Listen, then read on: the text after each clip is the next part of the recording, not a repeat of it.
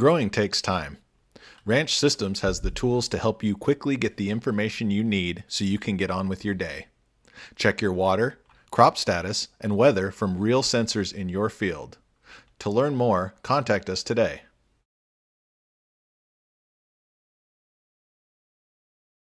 Hello, I'm Matthew Malcolm with American Vineyard Magazine, reporting to you from the annual Grape, Nut, and Tree Fruit Expo here at the Big Fresno Fairgrounds. It's been a great event. It's nice to be back together with the industry. We do have a lot of raisin growers in addition to other specialty crop growers in the Central Valley. One of our topics was on new raisin varieties and their potential, right? And so the industry has gone through some challenges, and labor conditions are only getting more difficult. And so whether it's availability, cost, it's all across the board. So looking into some of these new varieties is Austin Hubbell from Marthedal Farms. He works with John Marthedal, and you guys actually have both, right? That's correct. The Supreme and Rais-one variety that was formerly known as Calum 93.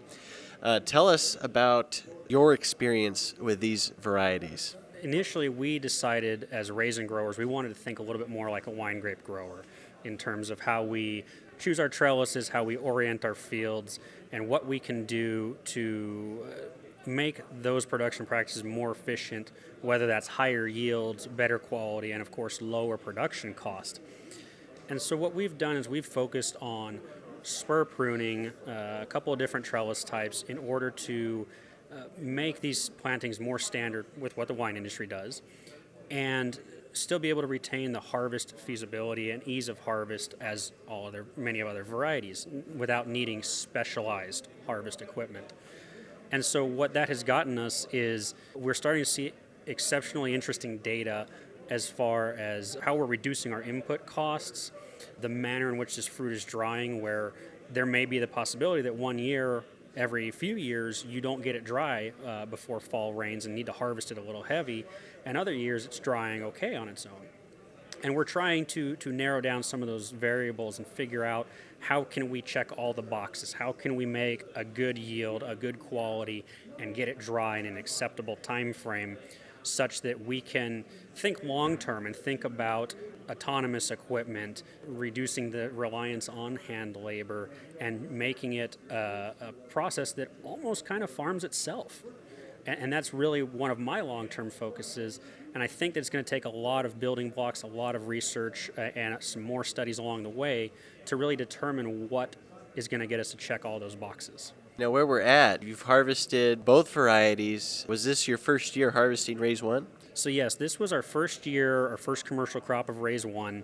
I feel that it has potential as a variety. I'm really eager to see what next year brings us.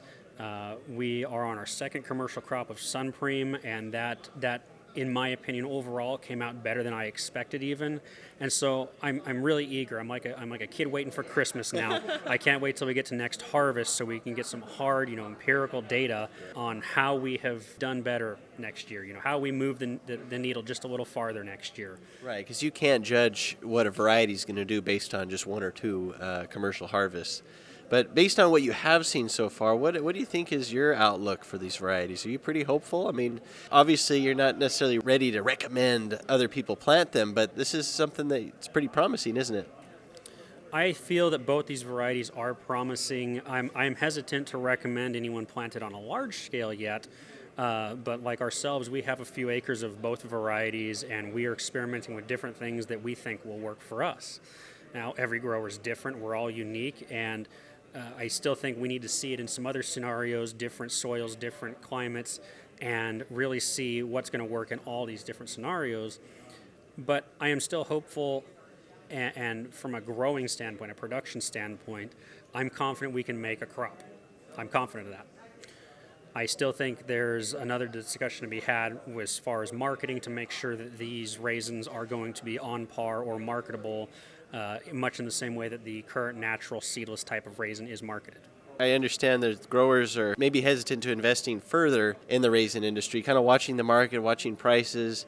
A lot of them have planted nut commodities and things like that, but those prices have kind of softened in recent years too across the board. And so this might be something, for I know our raisin growers, this is what they know and this is what they love. So it's really great to have something new. It's very hopeful, right, as far as labor savings and still getting a good crop, in spite of the shatter. So appreciate your work and your, pioneering effort in planting this and working with the UC on it as well. Read more about these things in American Vineyard Magazine. I'm Matthew Malcolm, CaliforniaAgNet.com.